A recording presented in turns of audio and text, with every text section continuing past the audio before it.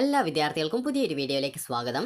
ഈ വർഷത്തെ Kerala engineering pharmacy പ്രവേശന പരീക്ഷയായിട്ടുള്ള കീം 2025 പ്രവേശന പരീക്ഷകൾ ഏപ്രിൽ 23 തീയതി മുതൽ ഏപ്രിൽ 29 തീയതി വരെ വിവിധ ഘട്ടങ്ങളിലായിട്ട്, വിവിധ സെൻറ്ററുകളിലായിട്ട്, വിവിധ സമയങ്ങളിലായിട്ട് നടക്കും. അപ്പോൾ വിദ്യാർത്ഥികൾക്ക് അഡ്മിറ്റ് കാർഡ് ഉടൻ ലഭ്യമാകുന്നതായിരിക്കും. അഡ്മിറ്റ് കാർഡിൽ വിദ്യാർത്ഥികൾക്ക് എപ്പോഴാണ് പരീക്ഷ, ഏത് സമയത്താണ്, ഏത് സെൻറ്ററിലാണ് പരീക്ഷ ഉള്ളത് എന്നുള്ളത് കൃത്യമായിട്ട് ഡീറ്റെയിൽസ് രേഖപ്പെടുത്തിയിട്ടുണ്ടാകും. അതുപ്രകാരം വിദ്യാർത്ഥികൾക്ക് അതത് എക്സാം സെൻറ്ററുകളിൽ കൃത്യമായിട്ട് ഏകദേശം 2 മണിക്കൂർ മുമ്പ് തന്നെ, അതായത് നിങ്ങളുടെ അഡ്മിറ്റ് കാർഡ് അല്ലെങ്കിൽ ഹോൾ ടിക്കറ്റിൽ പറഞ്ഞ പ്രകാരമുള്ള സമയത്തിന് ഏകദേശം ഒരു 2 മണിക്കൂർ മുമ്പ് തന്നെ എത്തിച്ചേരാനായിട്ട് ശ്രദ്ധിക്കേണ്ടതാണ്.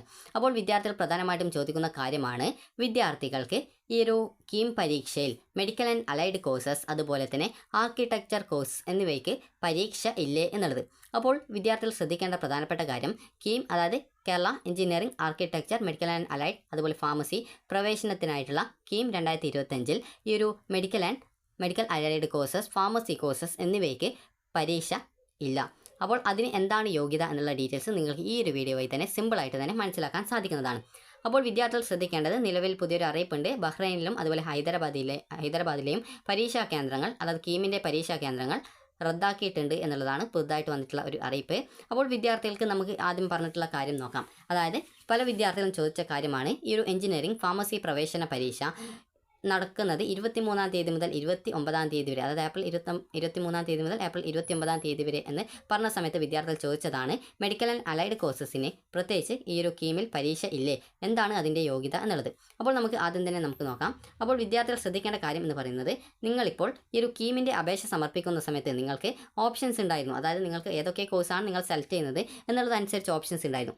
ആദ്യം നിങ്ങൾക്ക് എഞ്ചിനീയറിംഗ് എന്ന് പറഞ്ഞുകൊണ്ടുള്ള ഒരു ഓപ്ഷൻ ഉണ്ടായിരുന്നു. പിന്നീട് മെഡിക്കൽ ആൻഡ് അലൈഡ് എന്ന് പറഞ്ഞുകൊണ്ടുള്ള ഒരു ഓപ്ഷൻ ഉണ്ടായിരുന്നു. അതുപോലെ തന്നെ ആർക്കിടെക്ചർ എന്നുള്ള ഒരു ഓപ്ഷൻ ഉണ്ടായിരുന്നു. അതുപോലെ തന്നെ ഫാർമസി എന്ന് പറഞ്ഞുകൊണ്ട് ഈ ഒരു രീതിയിൽ ടോട്ടൽ 4 ഓപ്ഷനുകൾ ഉണ്ടായിരുന്നു. അപ്പോൾ ഇങ്ങനെയുള്ള ഓപ്ഷൻസ് ഉണ്ടായ സമയത്ത് വിദ്യാർത്ഥികൾ എനിക്ക് ഇന്ന കോഴ്സിലേക്കാണ് അഡ്മിഷൻ ആഗ്രഹിക്കുന്നു എന്ന് പറഞ്ഞുകൊണ്ട് നിങ്ങൾ ടിക്ക് ചെയ്തിട്ടുണ്ടാകും, ഒരു ചെക്ക് ബോക്സ് ടിക്ക് ചെയ്തിട്ടുണ്ടാകും. അപ്പോൾ നിങ്ങൾ ഏതൊക്കെ കോഴ്സുകൾക്കാണ് അപേക്ഷിച്ചത് എന്ന് അറിയണമെങ്കിൽ നിങ്ങൾ കൃത്യമായിട്ട് നിങ്ങളുടെ ഈ ഒരു അപേക്ഷയുടെ പ്രിൻ്റ് ഔട്ട് എടുത്ത് നോക്കിയാൽ മതി. അതിൽ നിങ്ങൾക്ക് അപേക്ഷയുടെ പ്രിൻ്റ് ഔട്ടിൽ നിങ്ങളുടെ ഫോട്ടോ ഉണ്ടാകും. അതുപോലെ തന്നെ കോഴ്സ് ഓപ്റ്റഡ് എന്ന് പറഞ്ഞുകൊണ്ട് നിങ്ങൾ ഏതൊക്കെ കോഴ്സുകളിലാണ് സെലക്ട് ചെയ്തിട്ടുണ്ടായിരുന്നത് എന്നുള്ള ഡീറ്റെയിൽസും നൽകിയിട്ടുണ്ടാകും. അതിൽ എഞ്ചിനീയറിംഗ് ഉണ്ടാകും, അതുപോലെ ഫാർമസി ഉണ്ടാകും, അതുപോലെ മെഡിക്കൽ ആൻഡ് അലൈഡ് കോഴ്സസ് ഉണ്ടാകും, അതുപോലെ തന്നെ ഈ ഒരു ആർക്കിടെക്ചർ കോഴ്സ് ഉണ്ടാകും, അതുപോലെ എഞ്ചിനീയറിംഗ് കോഴ്സ് ഉണ്ടാവും. അപ്പോൾ ഇന്നിങ്ങനെ വിവിധ കോഴ്സുകൾ ഉണ്ടാവും. അപ്പോൾ നിങ്ങൾ ഏതൊക്കെ കോഴ്സുകളായിരുന്നോ സെലക്ട് ചെയ്തിട്ടുണ്ടായിരുന്നത് അതിനനുസരിച്ചിട്ടാണ് നിങ്ങളുടെ ആ ഒരു ആപ്ലിക്കേഷൻ്റെ പ്രിൻ്റ് ഔട്ടിൽ ആ ഒരു കോഴ്സ് ഡീറ്റെയിൽസ് നൽകിയിട്ടുണ്ടാവുക. അപ്പോൾ ചില വിദ്യാർത്ഥികളുടേത് എഞ്ചിനീയറിംഗ് മാത്രമായിരിക്കും, ചില വിദ്യാർത്ഥികളുടേത് ഈ ഒരു ഫാർമസി മാത്രമായിരിക്കും, ചില വിദ്യാർത്ഥികളുടേത് ഈ ഒരു മെഡിക്കൽ ആൻഡ് അലൈഡ് കോഴ്സസ് മാത്രമായിരിക്കും, അതുപോലെ ചില വിദ്യാർത്ഥികളുടേത് ഈ ഒരു ആർക്കിടെക്ചർ കോഴ്സ് മാത്രമായിരിക്കും. ഈ ഒരു രീതിയിൽ നിങ്ങൾ ഏതൊക്കെ കോഴ്സുകളാണോ സെലക്ട് ചെയ്തിട്ടുണ്ടായിരുന്നത് അതിനനുസരിച്ചിട്ടായിരിക്കും നിങ്ങളുടെ ആ ഒരു കോഴ്സ് ഓപ്റ്റഡ് എന്നുള്ള ഭാഗത്ത് കോഴ്സിൻ്റെ ഡീറ്റെയിൽസ് നൽകിയിട്ടുണ്ടാവുക. അപ്പോൾ ഇന്ന് നമുക്ക് നോക്കാം ഈ ഒരു എഞ്ചിനീയറിംഗ് അതുപോലെ തന്നെ ഫാർമസി കോഴ്സുകൾക്കാണ് കീമിൻ്റെ പരീക്ഷ നടക്കുന്നത്. അപ്പോൾ ഈ ഒരു കീമിൻ്റെ പരീക്ഷ എന്ന് പറയുമ്പോൾ നമുക്ക് ആദ്യം നോക്കാം. കീമിൻ്റെ പരീക്ഷ എന്ന് പറയുമ്പോൾ ആദ്യത്തേത് എഞ്ചിനീയറിംഗ് ആണ്. അതായത് ഇതിൽ നമുക്ക് ഈ ഒരു എഞ്ചിനീയറിംഗ് ഉണ്ട്, അതുപോലെ തന്നെ അതായത് ഈ ഒരു എഞ്ചിനീയറിംഗ് അതുപോലെ തന്നെ ഫാർമസി, ഇവ രണ്ടിനുമാണ് ഇപ്പോൾ പരീക്ഷ നടക്കാനായിട്ട് പോകുന്നത്. അപ്പോൾ ഈ ഒരു എഞ്ചിനീയറിംഗിൻ്റെ ഈ ഒരു പരീക്ഷ എന്ന് പറയുമ്പോൾ, അതായത് എഞ്ചിനീയറിംഗ് പരീക്ഷ നടക്കുന്നത് എഞ്ചിനീയറിംഗ് മാത്രമായിട്ട് അപേക്ഷിച്ച വിദ്യാർത്ഥികളുണ്ടാവും. അങ്ങനെയുള്ള വിദ്യാർത്ഥികൾക്ക് വേണ്ടിയിട്ടും അതുപോലെ ഫാർമസി കോഴ്സിന് വേണ്ടിയിട്ടുള്ള അപേക്ഷ സമർപ്പിച്ചിട്ടുണ്ടാവും. അതായത് എഞ്ചിനീയറിംഗ് അപേക്ഷിച്ചിട്ടുണ്ടാവും, ഫാർമസി അപേക്ഷിച്ചിട്ടുണ്ടാവും, രണ്ടും അപേക്ഷിച്ച വിദ്യാർത്ഥികളുണ്ടാവും. അപ്പോൾ എന്നിങ്ങനെ ഈ 2 വിഭാഗങ്ങളിലുള്ള വിദ്യാർത്ഥികൾക്കാണ്. അതായത് ആദ്യത്തേത് എഞ്ചിനീയറിംഗ് മാത്രമായി അപേക്ഷിച്ച വിദ്യാർത്ഥികൾ, രണ്ടാമത്തെ വിഭാഗം എന്ന് പറയുന്നത് എഞ്ചിനീയറിംഗിനും ഫാർമസിക്കും രണ്ടിനും അപേക്ഷിച്ച വിദ്യാർത്ഥികൾ എന്നിങ്ങനെ വിവിധ വിഭാഗങ്ങളുണ്ടാവും. അപ്പോൾ ഇങ്ങനെയുള്ള വിദ്യാർത്ഥികൾക്ക് നടത്തുന്ന പരീക്ഷയാണ് എഞ്ചിനീയറിംഗ് പരീക്ഷ എന്ന് പറയുന്നത്. അപ്പോൾ എഞ്ചിനീയറിംഗ് പരീക്ഷ നടക്കുന്നത് ഏകദേശം 23 തീയതിയും അതുപോലെ തന്നെ 25, 26, 27, 28 തീയതികളായിട്ടാണ് ഈ ഒരു ഏപ്രിൽ മാസത്തിൽ പരീക്ഷ നടത്തുന്നത്. അതുപോലെ തന്നെ ഈ ഒരു പരീക്ഷ നിങ്ങൾക്ക് ഈ ഒരു എഞ്ചിനീയറിംഗ് പരീക്ഷ എഴുതുന്ന വിദ്യാർത്ഥികൾ ഫാർമസി കൂടി അപ്ലൈ ചെയ്തിട്ടുണ്ടെങ്കിൽ എഞ്ചിനീയറിംഗ് പരീക്ഷയിൽ നിങ്ങൾക്കറിയാം അതിൽ ഫിസിക്സിൻ്റെ സെഷൻ ഉണ്ട്, കമ്പ്യൂട്ടറിൻ്റെ സെഷൻ, കമ്പ്യൂട്ടറല്ല കെമിസ്ട്രിയുടെ സെഷൻ ഉണ്ട്, ഫിസിക്സ്, കെമിസ്ട്രി, അതുപോലെ മാത്സ്. അപ്പോൾ ഈ ഒരു 3 വിഷയങ്ങളാണ് ഈ ഒരു 3 വിഷയങ്ങളിൽ നിന്നുള്ള, അതായത് നിങ്ങളുടെ +2 ആ ഒരു സബ്ജക്റ്റ് ഇല്ല, അതായത് +2 അതായത് സെക്കൻഡ് ഇയറിലെ ഈ ഒരു ഫിസിക്സ്, കെമിസ്ട്രി, മാത്സ് എന്നിവയിൽ നിന്നുള്ള ക്വസ്റ്റ്യൻസ് ആണ് ഈ ഒരു എഞ്ചിനീയറിംഗിൻ്റെ പരീക്ഷയിൽ ഉണ്ടാവുക. അപ്പോൾ ഇതിൽ നിങ്ങൾക്ക് പല വിദ്യാർത്ഥികൾക്കുമുള്ള ഒരു സംശയമായിരിക്കും, നിങ്ങൾ ഫാർമസിക്ക് അപേക്ഷിച്ചിട്ടുണ്ട്, അപ്പോൾ അതിനായിട്ട് എഞ്ചിനീയറിംഗ് പരീക്ഷ എഴുതുന്ന വിദ്യാർത്ഥികൾക്ക് സെപ്പറേറ്റ് ആയിട്ട് മറ്റൊരു പരീക്ഷ ഉണ്ടോ എന്നുള്ളത്. അപ്പോൾ നിങ്ങൾ എഞ്ചിനീയറിംഗ് പരീക്ഷ എഴുതുമ്പോൾ തന്നെ അതിൽ ഫിസിക്സ്, കെമിസ്ട്രി, മാത്സ് ഉണ്ട്. അപ്പോൾ നിങ്ങൾ ഈ ഒരു ഫാർമസിക്ക് കൂടി അപേക്ഷിച്ച ഒരു വിദ്യാർത്ഥി ആയിരുന്നുവെങ്കിൽ നിങ്ങളുടെ ഈ ഒരു എഞ്ചിനീയറിംഗ് പരീക്ഷയുടെ ഫിസിക്സ്, കെമിസ്ട്രി ആ ഒരു ക്വസ്റ്റ്യൻ്റെ സെഷൻ്റെ മാർക്ക് കൃത്യമായിട്ട് രേഖപ്പെടുത്തുകയും അത് സിസ്റ്റം നിങ്ങളുടെ, അതായത് നിങ്ങൾ നൽകുന്ന ആ ഒരു മാർക്ക്, അതായത് നിങ്ങൾക്ക് ഫിസിക്സിൻ്റെ ക്വസ്റ്റ്യനിൽ നിന്നും അതുപോലെ കെമിസ്ട്രി കെമിസ്ട്രിയുടെ ക്വസ്റ്റ്യനിൽ നിന്നും അതുപോലെ മാത്സിൻ്റെ ക്വസ്റ്റ്യൻസിൻ്റെ ആ ഒരു സെഷനിൽ നിന്നും നിങ്ങൾക്ക് ലഭിക്കുന്ന മാർക്ക് സെപ്പറേറ്റ് ആയിട്ട് സിസ്റ്റം സൂക്ഷിച്ചു വെക്കും. ഇങ്ങനെ സൂക്ഷിച്ചു വെച്ചതിൽ നിന്ന് നിങ്ങളുടെ ഫിസിക്സ്, കെമിസ്ട്രി എന്നിവയുടെ മാർക്ക് എടുത്ത് നിങ്ങൾ ഫാർമസി കോഴ്സിന് അപേക്ഷിച്ചിട്ടുണ്ടെങ്കിൽ അതിൻ്റെ റാങ്ക് ലിസ്റ്റ് തയ്യാറാക്കുന്നതിലേക്കായിട്ട് പരിഗണിക്കും. ഫിസിക്സ്, കെമിസ്ട്രി, മാത്സ് എന്നിവയുടെ മാർക്കും അതുപോലെ തന്നെ നിങ്ങൾക്ക് പ്ലസ് ടുവിന് സെക്കൻഡ് ഇയറിൽ ലഭിച്ച ഈ ഒരു ഫിസിക്സ്, കെമിസ്ട്രി, മാത്സ് എന്നിവയുടെ മാർക്കും 50-50 അനുപാതത്തിൽ എടുത്തുകൊണ്ടാണ് എഞ്ചിനീയറിംഗ് റാങ്ക് ലിസ്റ്റ് തയ്യാറാക്കുന്നത്.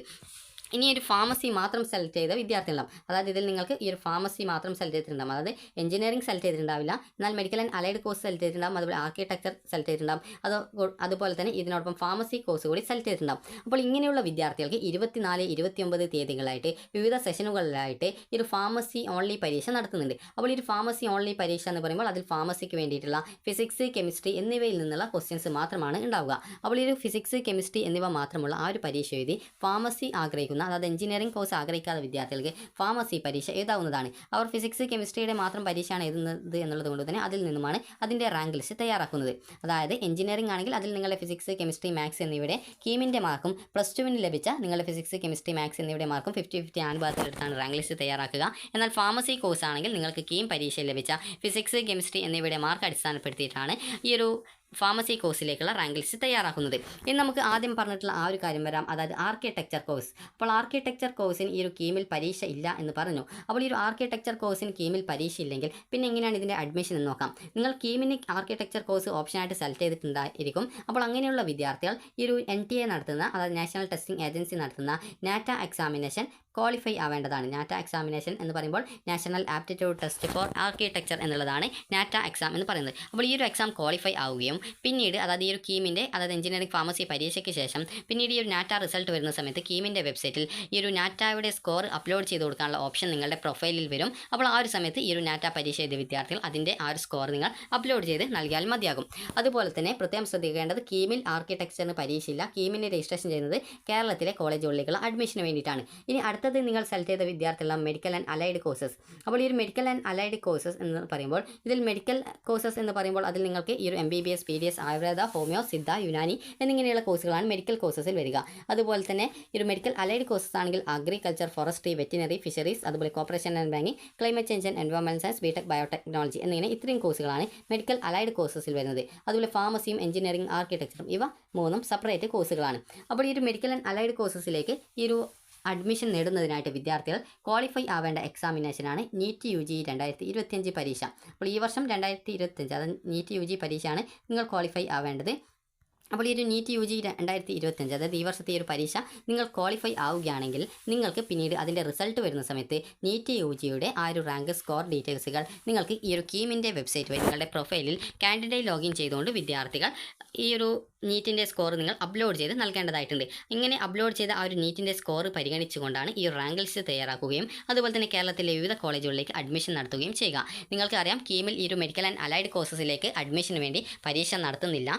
ഇതിൽ നിങ്ങൾക്ക് ഈ ഒരു പ്രവേശനം നൽകുന്നത് നീറ്റിൻ്റെ അടിസ്ഥാനത്തിലാണ്. അപ്പോൾ ഈ ഒരു നീറ്റ് പരീക്ഷ എഴുതിയ വിദ്യാർത്ഥികൾ നന്നായിട്ട്, അതായത് പരീക്ഷയ്ക്ക് അപേക്ഷിച്ച വിദ്യാർത്ഥികൾ നീറ്റ് പരീക്ഷ നന്നായിട്ട് എഴുതുക. കാരണം മെയ് 4-ാം തീയതിയാണ് നീറ്റിൻ്റെ പരീക്ഷ നടക്കുന്നത്. ഇനി വിദ്യാർത്ഥികൾക്കുള്ള സംശയമായിരിക്കും, ഈ ഒരു നീറ്റ് പരീക്ഷ എഴുതിക്കഴിഞ്ഞാൽ നിങ്ങൾക്ക് ഈ ഒരു ഓൾ ഇന്ത്യ കോട്ടയിൽ എങ്ങനെയാണ് അഡ്മിഷൻ നേടുക എന്നുള്ളത്. അപ്പോൾ നീറ്റ് പരീക്ഷ എഴുതി കഴിഞ്ഞാൽ നിങ്ങൾക്ക് പിന്നീട് അതിൻ്റെ ആ ഒരു റിസൾട്ട് വന്ന് നിങ്ങൾ ക്വാളിഫൈ ആയി കഴിഞ്ഞാൽ നിങ്ങൾക്ക് MCC എന്ന് പറഞ്ഞുകൊണ്ട് ഒരു വെബ്സൈറ്റ് ഉണ്ട്. അത് MCC എന്ന് പറയുമ്പോൾ മെഡിക്കൽ കൗൺസിലിംഗ് കമ്മിറ്റി എന്ന് പറഞ്ഞുള്ള ഈ ഒരു മെഡിക്കൽ കൗൺസിലിംഗ് കമ്മിറ്റിയുടെ വെബ്സൈറ്റ് ഉണ്ട്. അപ്പോൾ ആ ഒരു കമ്മിറ്റിയാണ് ഈ ഒരു ഓൾ ഇന്ത്യ തലത്തിലുള്ള മെഡിക്കൽ ആൻഡ് മെഡിക്കൽ അലൈഡ് കോഴ്സസിലേക്കുള്ള പ്രവേശനം നടത്തുന്നത്. അപ്പോൾ MCC വെബ്സൈറ്റ് വഴി നിങ്ങൾ ആ ഒരു സമയത്ത് നീറ്റിൻ്റെ സ്കോറും ഡീറ്റെയിൽസും കാര്യങ്ങളൊക്കെ നൽകി നിങ്ങൾ ഈ ഒരു ഓൾ ഇന്ത്യ തലത്തിലേക്കുള്ള അഡ്മിഷന് വേണ്ടി, അതായത് വിവിധ കോളേജുകൾ, കേരളത്തിൽ ഉൾപ്പെടെ വിവിധ കോളേജിൽ ഓരോ കോളേജിലും 15% സീറ്റ് ഓൾ ഇന്ത്യ തലത്തിലുള്ള ഓൾ ഇന്ത്യ കോട്ട സീറ്റുകളാണ്. അപ്പോൾ അതിലേക്കുള്ള അഡ്മിഷന് വേണ്ടി നിങ്ങൾക്ക് MCC, അതായത് മെഡിക്കൽ കൗൺസിലിംഗ് കമ്മിറ്റി വെബ്സൈറ്റ് വഴി നിങ്ങൾക്ക് കൗൺസിലിങ്ങിനായിട്ട് അപേക്ഷിക്കാം. കൗൺസിലിംഗ് എന്ന് പറയുമ്പോൾ പ്രവേശനം എന്താണ് കൗൺസിലിംഗ് കൊണ്ട് ഉദ്ദേശിക്കുന്നത്. അപ്പോൾ ആ ഒരു വെബ്സൈറ്റ് വഴി നിങ്ങൾക്ക് ഈ ഒരു ഓപ്ഷനുകൾ നൽകി ആ ഒരു അലോട്ട്മെൻറ്റിൽ പങ്കെടുത്ത് ഓൾ ഇന്ത്യ തല കോട്ടയിൽ പങ്കെടുക്കാം. കേരളത്തിലെ മെഡിക്കൽ കോളേജുകളിലെ മെഡിക്കൽ ആൻഡ് അലൈഡ് കോഴ്സസിലേക്കുള്ള അഡ്മിഷന് വേണ്ടി നിങ്ങൾ കീം വെബ്സൈറ്റ് വഴി ഓൾറെഡി രജിസ്ട്രേഷൻ ചെയ്തിട്ടുണ്ടാവും. പിന്നീട് നീറ്റിൻ്റെ റിസൾട്ട് വരുന്ന സമയത്ത് ആ ഒരു നീറ്റിൻ്റെ സ്കോർ വെബ്സൈറ്റ് വഴി, ആ കീമിൻ്റെ വെബ്സൈറ്റ് വഴി നിങ്ങൾ അപ്ലോഡ് ചെയ്ത് കൊടുത്താൽ മതിയാകും. അപ്പോൾ ഇത്രയും കാര്യം നിങ്ങളോട് പറയാൻ കാരണമെന്ന് പറയുന്നത് പല വിദ്യാർത്ഥികളും ഈ ഒരു അതായത് എഞ്ചിനീയറിംഗ് അതുപോലെ തന്നെ ഫാർമസി കോഴ്സുകളിലേക്കുള്ള പ്രവേശന പരീക്ഷയായിട്ടുള്ള കീമിൻ്റെ ആ ഒരു ഹോൾ ടിക്കറ്റ് വരുന്ന സമയത്ത് അല്ലെങ്കിൽ അഡ്മിറ്റ് കാർഡ് വരുന്ന സമയത്ത് എനിക്ക് ഹോൾ ടിക്കറ്റ് കിട്ടിയിട്ടില്ല അല്ലെങ്കിൽ അഡ്മിറ്റ് കാർഡ് കിട്ടിയിട്ടില്ല, എന്താണ് റീസൺ എന്ന് വിദ്യാർത്ഥികൾ ചോദിക്കാറുണ്ട്. അപ്പോൾ അങ്ങനെയുള്ള സമയത്ത് പല വിദ്യാർത്ഥികളും പറയുന്ന കാര്യമാണ് ഞാൻ നീറ്റിന് അപ്ലൈ ചെയ്തിട്ടില്ല, എന്നാൽ കേരളത്തിലെ medical and allied courses option select ചെയ്തിട്ടുണ്ട് എന്നുള്ളത്. അപ്പോൾ നിങ്ങൾ ശ്രദ്ധിക്കേണ്ട കാര്യം എന്ന് പറയുന്നത് ഈ ഒരു കീം വഴി ഈ ഒരു പ്രവേശന പരീക്ഷ നടത്തി അഡ്മിഷൻ നൽകുന്നത് എഞ്ചിനീയറിംഗിനും അതുപോലെ ഫാർമസി കോഴ്സിനും മാത്രമാണ്. ഈ ഒരു ആർക്കിടെക്ചർ കോഴ്സിലേക്ക് ഈ ഒരു കേരളത്തിലെ ഈ ഒരു കീം വഴി തന്നെയാണ് പ്രവേശനം നൽകുന്നതെങ്കിലും അതിനായിട്ട് നടത്തുന്ന പരീക്ഷ എന്ന് പറയുന്നത് NTA നടത്തുന്ന നാറ്റ എക്സാമിനേഷനാണ്. അതുപോലെ തന്നെയാണ് നീറ്റിൻ്റെ കാര്യത്തിലും, അത് നീറ്റ് എന്ന് പറയുമ്പോൾ മെഡിക്കൽ ആൻഡ് അലൈഡ് കോഴ്സസിലേക്കുള്ള അഡ്മിഷൻ നടത്തുന്നത് കീം വഴി തന്നെയാണ് അഡ്മിഷൻ നടത്തുന്നത്. എന്നാൽ ഈ ഒരു മെഡിക്കൽ ആൻഡ് അലൈഡ് കോഴ്സസിലേക്കുള്ള ഈ ഒരു അഡ്മിഷന് വേണ്ട ക്വാളിഫിക്കേഷൻ എന്ന് പറയുന്നത് നീറ്റ് UG 2025 പ്രവേശന പരീക്ഷ നിങ്ങൾ ക്വാളിഫൈ ആവണം എന്നുള്ളതാണ്. അപ്പോൾ നീറ്റിൻ്റെ സ്കോർ അടിസ്ഥാനപ്പെടുത്തിയിട്ടാണ് ഈ ഒരു മെഡിക്കൽ ആൻഡ് അലൈഡ് കോഴ്സസിലേക്കുള്ള അഡ്മിഷൻ കേരളത്തിൽ നടത്തുന്നത്. അപ്പോൾ നിങ്ങൾക്ക് ഈ ഒരു വീഡിയോ ഉപകാരപ്രദമായിട്ടുണ്ടെങ്കിൽ ലൈക്ക് ചെയ്യുക, ഷെയർ ചെയ്യുക. Thank you for watching.